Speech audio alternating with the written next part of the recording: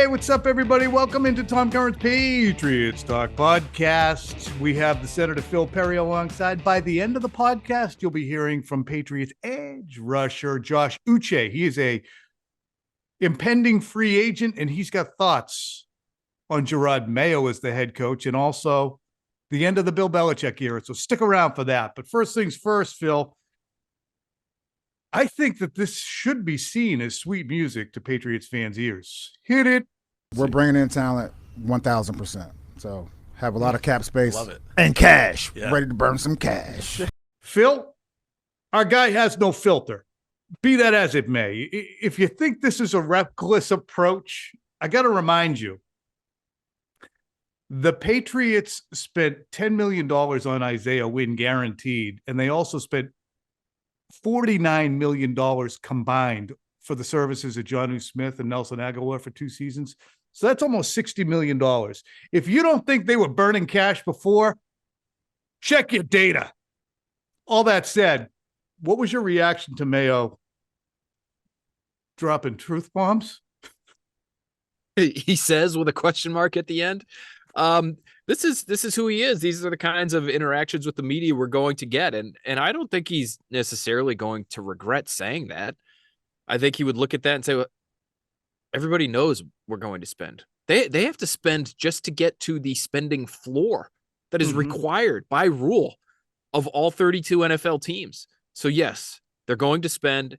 Yes, they have spent as though they're taking a flamethrower to Robert Kraft's cash before. How about $8 million or whatever it was for one game of Antonio Brown, Tom? I mean, they have done some wild things in the past, but this is necessary. Again, based on where their spending was last year, 30th in cash spending. And Mike Reese in his story this week said over the last decade, they have been last in the NFL in terms of cash spending, about $300 million less than the next spenders on that list in the Philadelphia Eagles. So just they are there. They're at a point in time where the roster needs it. The money's available to them. They've got to put it to work. People will never be disabused of the notion that the Krafts are the ones who say, don't spend, don't spend, don't spend.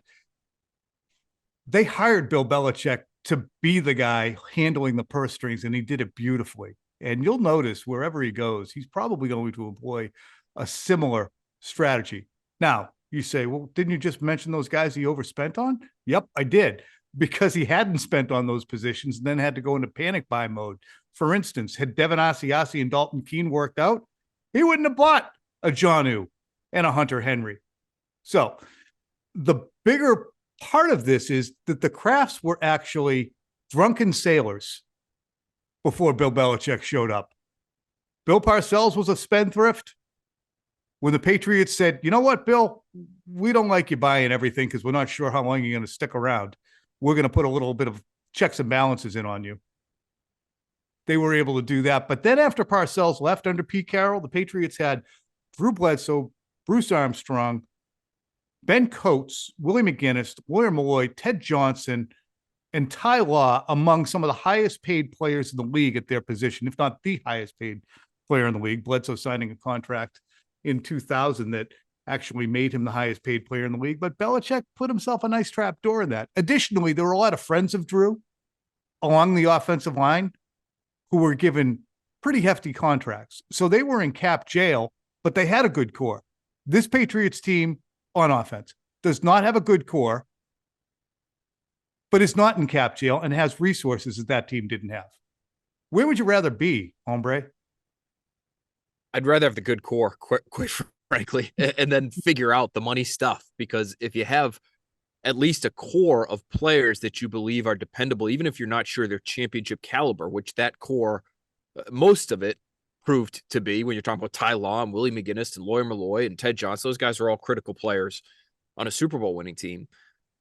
That's probably where I would rather be. Although if you look at it now, Tom, those names that you mentioned, none of the offensive guys outside of a stray Drew Bledsoe AFC Championship game performance that I know you would tell us has gotten a little bit overrated over the years. The offensive guys that got paid really didn't contribute to a championship team. So I think there's merit to the other side of it.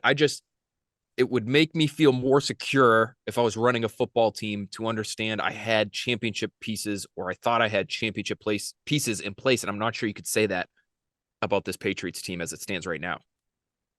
Offensively, before we get into the offensive coordinator search and what the Patriots ought to be looking for, let's do a really objective analysis of their personnel. This is not a deep dive because we'll deep dive all the way through the roster as we go along, but just right as it stands. They don't have any tackles under contract that you would say are experienced NFL players. Onwenu and Trent Brown. No. You could say Connor McDermott, but let me revise that. Let's find the positions at which they have a player who would be a coveted starter for another team under contract. Okay? Okay. Center, David Andrews. Teams would be like to have that guy as their starting center. That's one. They don't have either guard position covered at the moment. They don't have either tackle position covered at the moment. They don't have tight end covered at the moment. Hunter Henry is a free agent. Pharaoh Brown and who's the other dude? Mike Gesicki. None of them are under contract. Okay. Wide receiver, coveted starter. I don't know if Devontae Parker could start anywhere else. He'd probably be a 4. I'd say probably you're trending the same way with Jonnu. You have a third receiver, perhaps, in Demario Douglas. Juju. Maybe Yeah. Juju. What do I call him? Jonnu. That's okay. That's all right. I mean, it's not all right. Sorry, Juju and Jonnu. So nothing at wide receiver that would be a 1 or a 2. Maybe Demario Douglas is a 3 with a bullet and a riser. Running back, Ramondre Stevenson would be a coveted player for other teams. So we're up to 2. What other positions are there on offense? Quarterback, but That's a place too. you know, That's a place that you want to have a guy. 2.5 for Pop Douglas. 2.5. Okay. 2.5. We'll give Pop. They got 3 guys that would be coveted by other teams. Coveted, we're using liberally. So with that in mind, I want to read to you a quote from NBC Sports Chicago. And this is what they said about the offensive coordinator search that went on. The Bears said their OC interview process would ask the candidates how they plan to design the offense around quarterbacks with different skill sets. They'd be looking for a candidate who's a great teacher, adaptable, able to create explosives, and innovative. We're hearing a lot from people, and we've mentioned it too. We need a definite vision for the Patriots offense, but until you know what the ingredients are, you don't know how you're going to cook the meal. And the Patriots have 2.3 offensive players that are coveted. So you don't even know what you're going to cook. You're in the grocery store right now. Who do you want to be the Patriots offensive coordinator deciding how they're going to cook the meal that gets served up to them by Mayo, Groh, and Elliott Wolf? What I would say, Tom, is you're looking for someone who can do more with less, and you're looking for someone who has a clear idea of what they would do with multiple quarterback options at their disposal. That's the one thing I think in an interview process, you could at least project with some level of certainty, not total certainty, but you could say to Nick Caley or Zach Robinson or Dan Pitcher or anybody else who comes in to interview for your offensive coordinator job, what's your plan with Jaden Daniels and a pretty messy group around him? What's your plan with Drake May and a pretty messy group around him? Because the quarterback spot is the one variable. It's one guy. You're not talking about overhauling other positions. If you want their input as far as the other positions go and who's available in free agency and why you like them or why you don't, that's all well and good. But give me a plan for a bad offensive huddle around quarterback X, Y, and Z. Mm-hmm. Now, and tell me why it would work with that bad group around, and tell me how you're going to hide the tackles. Tell me how you're going to hide the inability to separate at receiver, and tell me how the quarterback is going to help you in that regard. And they're different skill sets. So you have to be up on these guys. If you're Nick Caley, sorry, you've been coaching tight ends all year and your season just ended, I need to know what your plan is for Drake May. and Jaden Daniels and Jacoby Brissett if he's your placeholder for the first month of the season. That's the kind of thing I would want to know during this process. Wouldn't you be better off to have a veteran offensive coordinator instead of a rookie head coach, an unnamed general manager, perhaps a rookie defensive coordinator? Wouldn't it be best if you had somebody there who had worked with a variety of quarterbacks, had worked with offensive line injuries and overseen and that's a big part of being an offensive coordinator, folks. Just as we all define it, what's his job? His job is to coordinate the offense. It's beyond play calling. It's beyond X's and O's. It's making sure the wide receivers are taught properly and in a way that meshes with what the tight ends are doing. Make sure that the wide receivers and the blitz pickup of the running backs are timed up right. Make sure that everybody understands their hots. And obviously make sure that you are hand in glove with the offensive line coach and the personnel. That's what a coordinator has to do. And that's why it's dawning on me today as we're doing this podcast in a way that it hadn't, as I sit here and talk about Caley and Robinson and who's the other dude? Pitcher. Then I'm like, do you really want to have a guy who's just figuring it out himself with a head coach who's just figuring it out too? Here's why I would say I'm okay with it. The reason I'm okay with it is because we have seen recently guys who've never been offensive coordinators before working with new head coaches and having success. And I'm thinking of Ben Johnson in Detroit. Never was an offensive coordinator before. First time head coach with Dan Campbell. Looks like it's going pretty well. I'm thinking of Houston, and it's a small sample, but it's 1 year. Bobby Slowick never was an offensive coordinator before, goes with a new head coach in D'Amico Ryans. It goes pretty well. They got the right quarterback there, so that helps a lot. And then sort of a third example with an asterisk, Tom, would be what's happening in Miami. You know, Mike McDaniel was never a coordinator before, never called plays. Now he's the head coach, and he's basically the offensive coordinator too. They're in the playoffs. They look like they had a pretty good offense for the last couple of years now. So I think it can work. And I think sometimes when you get an established offensive coordinator into a certain program, what can happen is if those ideas are stale, it doesn't matter if you have experience. You have to be able to have good, sound plans that are relatively creative, relatively innovative, that fit your personnel. And if the guy has 20 years of experience but can't figure that out, then give me the new guy who might be able to. You know, so I'm not as turned off by that idea, while I do understand your point in theory for sure. Yeah. And, you know, you do get a guy with 15 or 20 years experience who's perhaps been a head coach someplace else. They might say, I've seen this movie before. This isn't going to work. Or, yeah, you know what? Head coach is saying this, but I really think our time would be better served here. You know where they do need an experienced and really kick-ass coach is on the offensive line. And we haven't spent one friggin' syllable on that, have we? We haven't talked about it at all.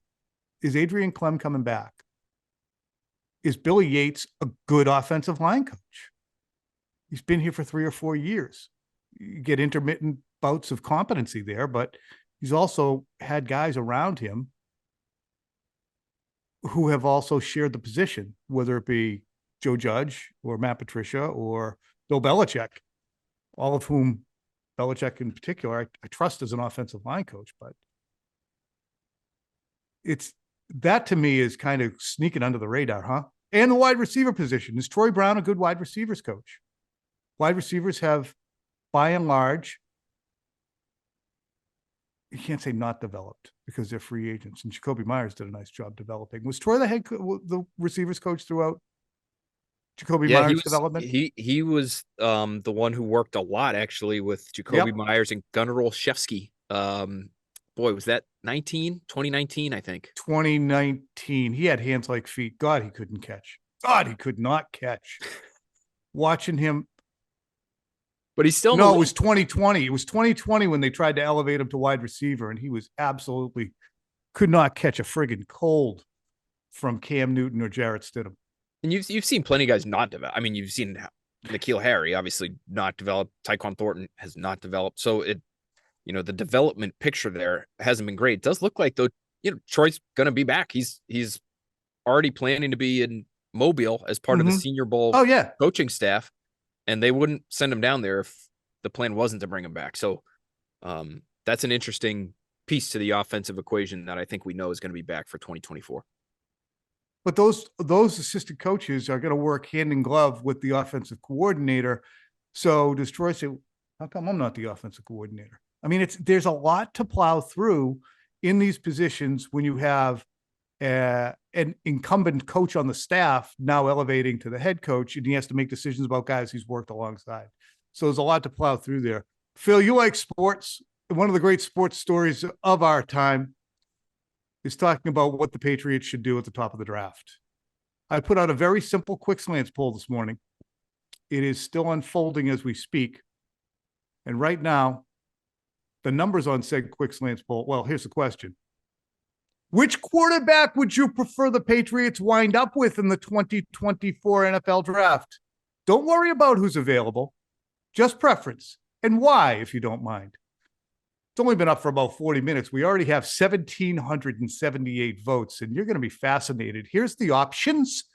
Caleb Williams, Drake May, Jaden Daniels, other. Phil, no cheating. Who do you think is leading the polling as the most preferred quarterback? The preferred quarterback, my guess, would be Caleb Williams. Wrong. It's Jaden Daniels at 34.2. Wow. You're an influencer. Who's next, Phil? I don't know if I get credit for that. It might just be people saying, hey, that guy won the Heisman. He was good this year. Good point. Is it Caleb Williams after that, is my guess? Yes, 31.4%. Then Drake polling May. Polling strongly is Drake May at 27.1.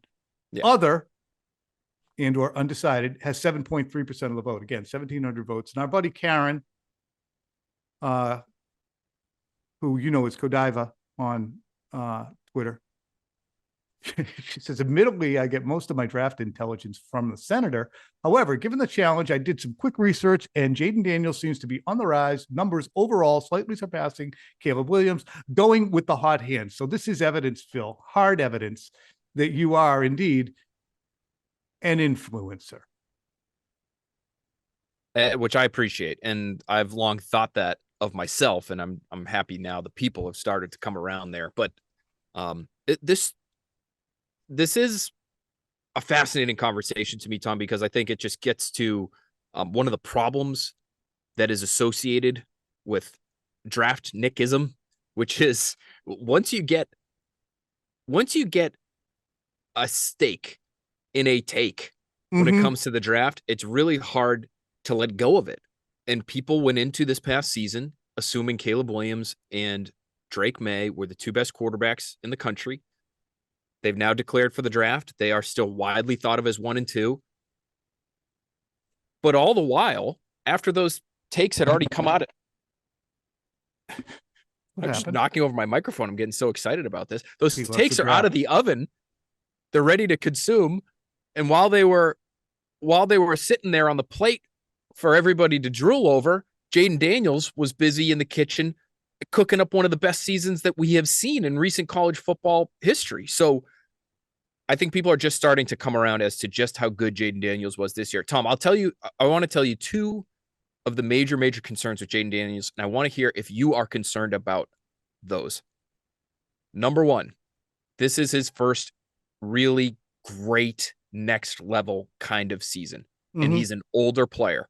So the sample size of him being a superstar college quarterback came into the year basically maybe a 3rd or 4th round pick, maybe even lower than that. So small sample size in terms of next level performance. The other would be his size, and combined with his size, his seeming indifference to taking punishment and allowing himself to be hit, whether that's as a runner or even as a pocket passer. I think it's sort of an admirable quality as a pocket passer to stand in there, take a shot, try to make the throw no matter what. But he is not a burly human. He's 6'3", 210, and even that might be a little bit generous. So are you concerned by those things? I'm concerned to a degree because of that study that you showed me about players on the web, there's an analytics website that shows that players who experience transcending college seasons when they're 19 or 20 experience the earlier you bloom, the better your opportunity for great success in the NFL. The later you bloom, which means that your experience at the college level and your physical maturity, we all know that males generally reach their physical maturity at the age of 24. You might get stronger or whatever, but you're going to reach your physical maturity at 24. If you're playing against 19-year-olds at 23, and how old's Jaden? 22 or 23? 23. If you're playing against 19-year-olds at 23, there's an advantage there. It's not the same as, 18 against 14, but so there is some of that to weigh in. The other aspect of 1 year or being a high riser quickly is I look at Mac Jones. Mac Jones' limitation isn't, and he was a riser, but his limitation, the physical limitations that Mac Jones has are arm strength and power. What exaggerated his abilities was the fact that he played on an offense that he'll never play on again in the NFL. That offense with Devontae Smith, Najee Harris, Jaden Waddle, and the offensive linemen they had is better than anything that Mac Jones will experience at the NFL level. It's insane when you think about it. So that propped up a lot of his numbers, but he still is a good decision maker. He just doesn't have the arm. So all that said, I do worry about somebody who's indifferent to taking punishment or might shy away from it because you got to take the beating. You got to take the beating, especially if you're going to a team that is going to be unable to protect you in the way necessary. You're either going to be a guy who's going to take 48 sacks at minimum or is going to throw 17 picks because you're shitting yourself. Now, can you get somebody as cannon fodder? Hey, Matt, we've seen you stand in there and get whacked. Stick around. I mean,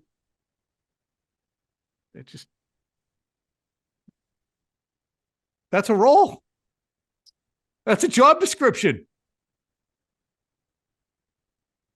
Again, we all say I can't look at the guy anymore, or too many people say I can't look at the guy anymore. And I keep coming back to cost, experience, the fact he's not the answer, but he can serve as a bridge. All those things to me continue to argue very quietly amid the screaming about can't take it anymore, that Mac Jones should be considered as an option to return. Considered as an option, sure. Oh, wow. He said with glowing, he said with unbridled. I don't know if he really wants to be here, Tom. And maybe we'll never know. But would you? I wouldn't want to be cannon fodder. When you might, but I would want to rehab I would want to have a chance on the football field to rehab what the last visions of me were. Now, there's a difference between doing that with the team where your image was decimated and doing it somewhere completely different, where there maybe aren't as many established thoughts, feelings, emotions towards you being in the locker room. I mean, there's been a lot that's come out this year, Tom, about people not even liking the guy. I think the players in that room need something different. I think they do. And so it doesn't matter about us screaming and yelling about, we can't look at it anymore. I think it's about them. And if they feel that way, then you can't bring them back, even if it's just as a placeholder. And even if it's one or two out of the 53 and they might be leaving the team anyway, or if it's guys on the coaching staff who are Bill loyalists who are still pissed at Mac and they're not going to be here anyway, there still is the shadow and specter of, there's some guys who really can't stand me. Just judging by the comments in the Craig Bedard where they said, get your ass out of here. Everybody's sick of you. You're a prima donna. I'm like, it was a little over the top because the kid showed up at Bill's press conference. But I do want to mention this. I said this, as we look in the wake of the 4-13 season of Bill's exit here, Bill has never said my fault. I made these mistakes. Now he says the platitudes at the post-game press conferences about coaches lose games, players win them, and I give it all the credit to the players. But when we listen to some of the commentary coming out, it's Mac's fault. It's Mayo's fault for undermining. It's Robert Kraft's fault for meddling. It's Jonathan Kraft's fault. It's Robin Glazer's fault. It's the exodus of coaches forcing Bill into having Patricia, but it's not Bill's fault because all those coaches went elsewhere. The team went 4-13 with a roster built by Bill and coaching decisions made by Bill. And there's all kinds of reasons cited by folks that never really come back to Bill. It's just, and I wonder as we continue this conversation, if there are other teams in the league who have vacancies right now, who've looked at it and say, they're not hearing this conversation about Robin Glazer and Jonathan Kraft and Jerod Mayo and Mac Jones. And they're saying, yeah, that was Bill up there and that team stinks. Why is Atlanta the only suitor? I think there might be a significant portion of it that's related to the team's performance in the last few years.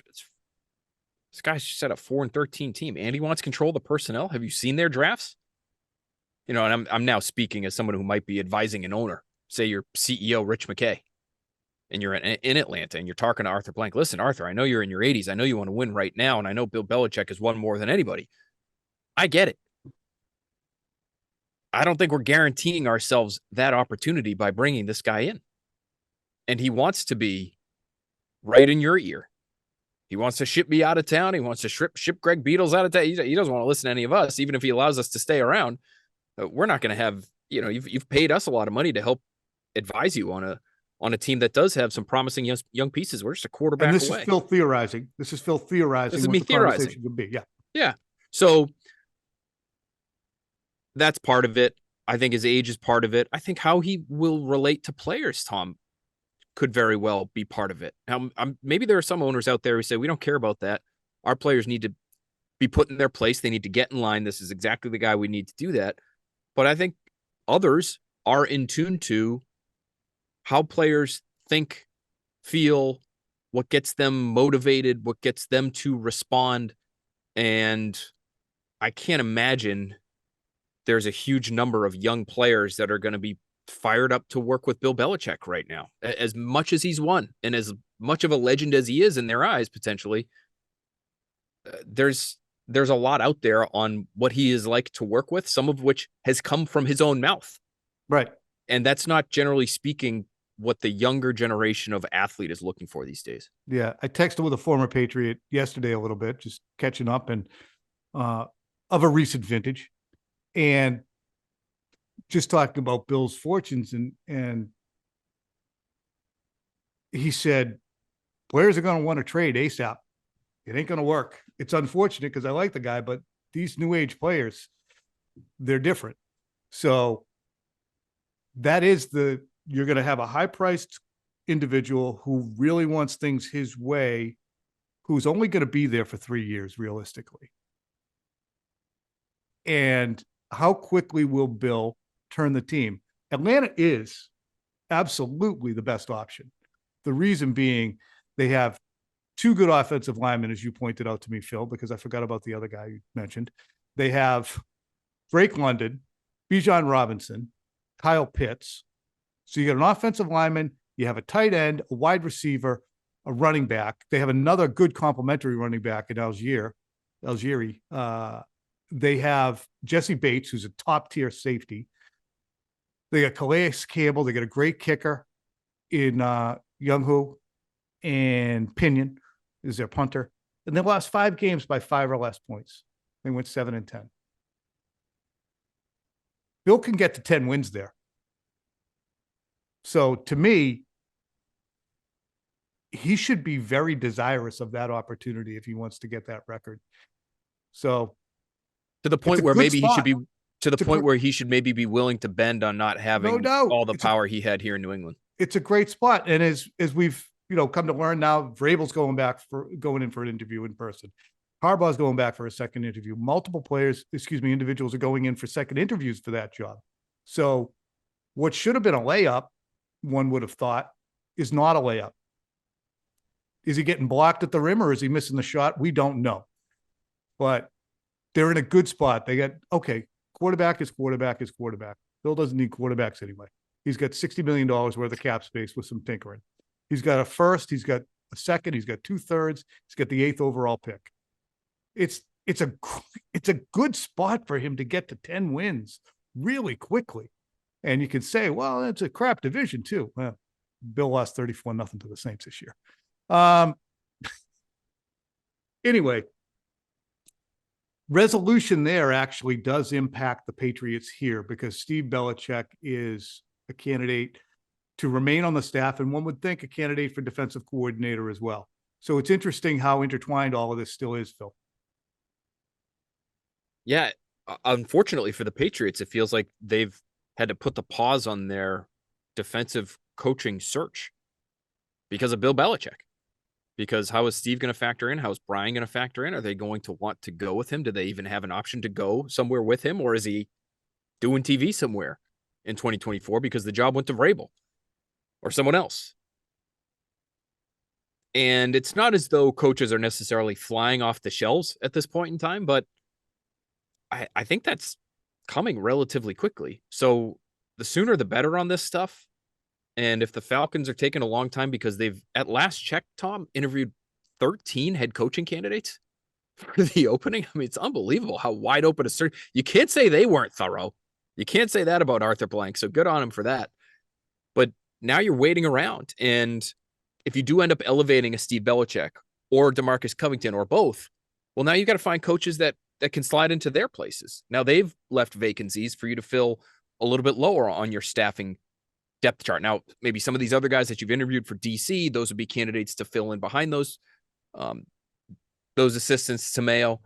So there are ways for them to accomplish this and accomplish it relatively quickly. But it is interesting that Bill Belichick still looms large in New England. He's still impacting the decision-making process here in New England, even though he's not part of the team anymore. All right. We should get to the Uche. I will say this about the Patriots timeline. I think defensive coordinator and special teams would happen sooner than offensive coordinator since they're really just starting to get into that. My understanding is once guys, they've all been Zoom interviews so far. Once they get into in-person interviews, we'll start to hear from the team who the individuals are and confirming when they come in, et cetera. And we'll be here to break them down as we go along and also trying to ferret out as much intel behind the scenes as we can to pass it on to you about the direction of your football team. We got quick slants tonight. We got Josh Uche on that program, right, Phil? Let's go. Star-studded lineup. Bam. Here's some Josh Uche right now. Spoke to him on this Tuesday morning. Enjoy. All right, ladies and gentlemen, here he is. He's your edge rusher. He's out of Michigan. He is Josh Uche. Thank you so much for joining us. Thank you for having me. First question I have to ask you is the most obvious one. Is Jerod Mayo a good hire as a head coach in the NFL? In my opinion, Jerod Mayo is a great hire. When I first got here, Jerod being my position coach, I was very young, a lot of maturing to do, and he had a lot of patience with me and just the lens that he sees the game through. It's just a very creative lens and, gives the players a lot of, flexibility to maximize their talents. So I think Coach Mayo is a great hire.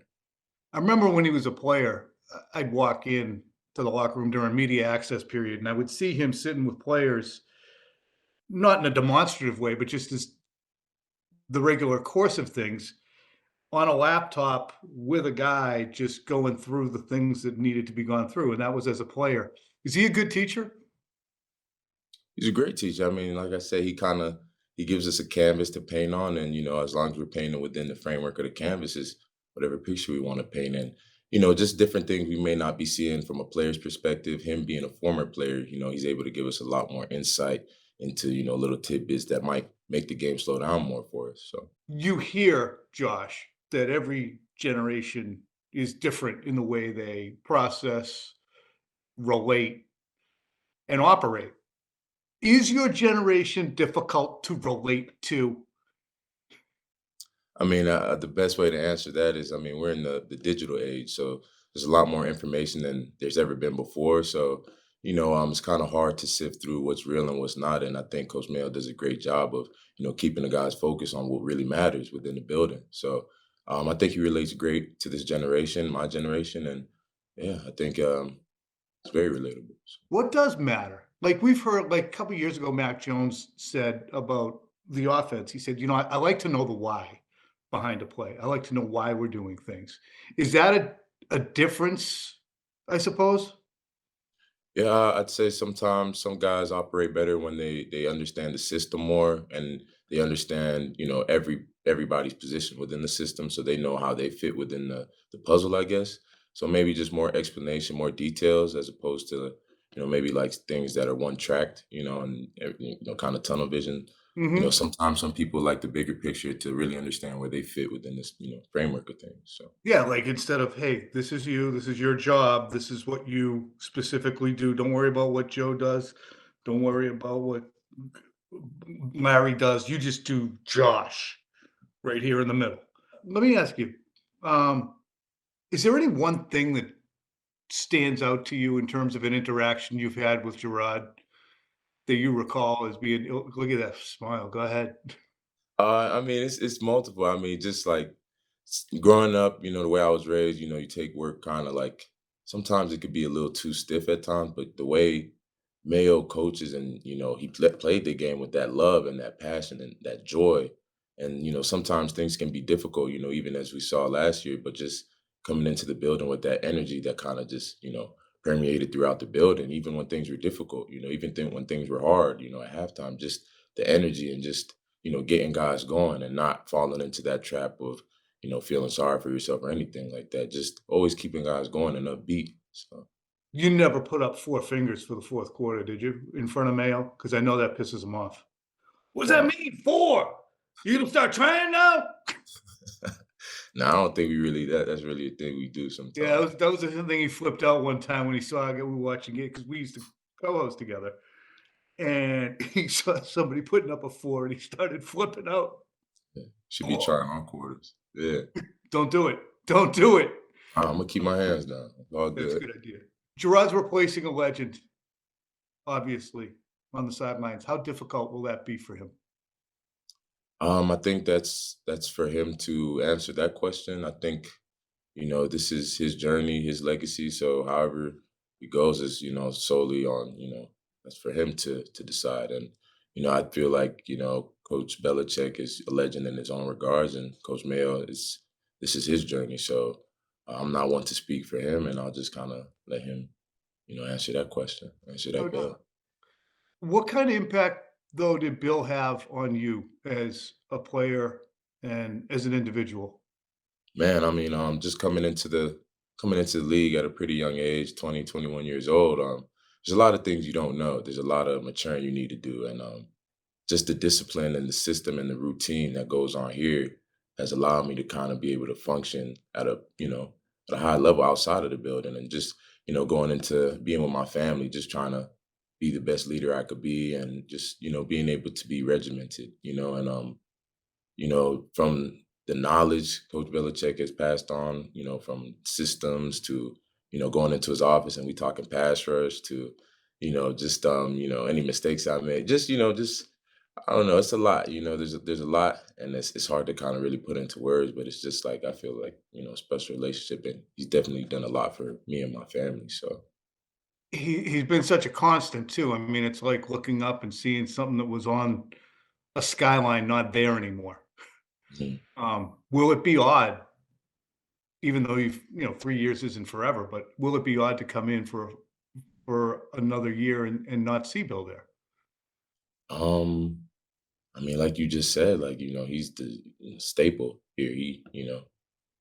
That's the best coach to ever coach this game. And I can't predict the future. All I could kind of worry about is right now. And when that moment comes, when that time comes, then we'll see how it goes. So Your future is somewhat uncertain right now because you're going to be a free agent. What's your mindset as you head into free agency, which really begins in a month and a half, 2 months? Yeah, my mindset is control the controllables, like we're taught here all the time, and that's my training, that's my diet, that's my routine, and that's just being as efficient as I can outside the building, and I kind of just let my agents handle that stuff. There's not much I can do in those regards, but just yeah, work on myself, become better. Do you want to So come back to the Patriots? I do, and I've expressed that, and again, that's my family's up here. I've got most of my family up here. And I've become comfortable with the guys, with the coaches, and again, I just it's something that my agents and the coaches and everybody's gonna have to figure out. And there's only so much I could do, but Hmm. control the controllables, and it's just becoming better. Why weren't the Patriots good this year? Yeah, man, that's a loaded question. Think I think that's for the coaches to answer. I'm just do my job, but yeah, I'll leave that for the coaches to answer. All right, fair. You want to see anybody out of the University of Michigan brought into this program? I mean, they did win a national championship. Yeah, that's always great. It's always great to have a Go Blue brother in the building. So definitely. Speaking of Go Blue Brothers, you ever have any opportunity to get much of a relationship with Tom Brady? Tom Brady, I just the last time I talked to Tom Brady was when we played Tampa Bay, and that was my first time really like meeting him in person. We talked, and that was still one of the coolest moments ever for me. But other than that, I haven't had too many opportunities like that. So See, that's the thing is that a plan here, you're in a weird time frame. A little bit after Tom, toward the end of the Bill era, but you're always going to be connected to this in this program. What's it like being a part of the Patriots? There's 31 other teams out there, but being a part of the Patriots in the 2000s is a unique experience. Could you envision yourself being someplace else, or does the draw of who this team has been also pull on you? I'd say it's an honor to have been selected, to play for this prestigious team, one of the winningest teams in the NFL. Um, it's not an easy task that a lot of people can't handle, but to have been chosen to be here, they feel like I could get the job done, and that's an honor. And again, I've been here 4 years. I haven't been anywhere else. This has been home for me for 4 years, and yeah, at times it's hard to envision myself being anywhere else. But again, it's out of my control sometimes. In terms of business and all the intricate stuff that goes into it. So I just try to play it as normal as I can right now, and just take it one day at a time, day by day, and focus on what I can focus on. And yeah, What's your off season now? I mean, obviously you're there. You look like you're ready to work out. You're still on the team, obviously, until the March contracts expire, and maybe they'll get something done before you even hit free agency. But what's your off season like right now from this January through March period? yeah. So right now I've just been with my family, hanging with my family, just kind of catching up, spending time with them, quality time with them. Um, you know, Kind of just handling a little bit of business outside of football, things that I didn't have enough time to do during the season because I was so focused. And yeah, and then slowly but surely getting back into that routine, letting my body, kind of heal up a little bit from the season. And yeah, just kind of yeah, main thing for me right now is just spending time with my family and my people. Mhm. So How's your breathing going? I remember I saw in your locker the book Breath, which is one that I read too. Explains everything about breathing right. 6 seconds in through the nose, hold that thing, and then back out through the nose. You sticking with that? yeah, sticking with Breathe, but also the app Calm. The Calm app has kind of been one of my go-to things I started using a lot more during this past season. It's got a lot of great features on there. I definitely recommend it. So, Do you know what I downloaded the other day? The Stoicism app. Um, ooh, it's okay. good. I'll share it with you. It's it's got like a 2-minute little meditation. It's got a quote for the day. We got Epictetus out the butt. Mm, You're gonna like it. all right, I'm gonna send that got to you. cool. You gonna be out in Vegas for the Super Bowl? I believe so. Yes, sir. Oh, good. All right, we'll catch up. We'll go to Top Golf or something. Cool. All right. I try and stay out of trouble these days. It's Same. yeah, I'm a far different situation now when I go to the Super Bowl. I'm in bed by 9. Yeah, better that way. Much A lot better. of Yeah, a lot of stuff going on. So, Stay out of harm's way. That's a good plan by me. yes, sir. All right, buddy. Josh Uche, thank you so much for the time. We appreciate it. And take care of yourself. And hopefully we can circle up before free agency, and we will see you here in September. Yes, sir. Appreciate your time. All right, buddy.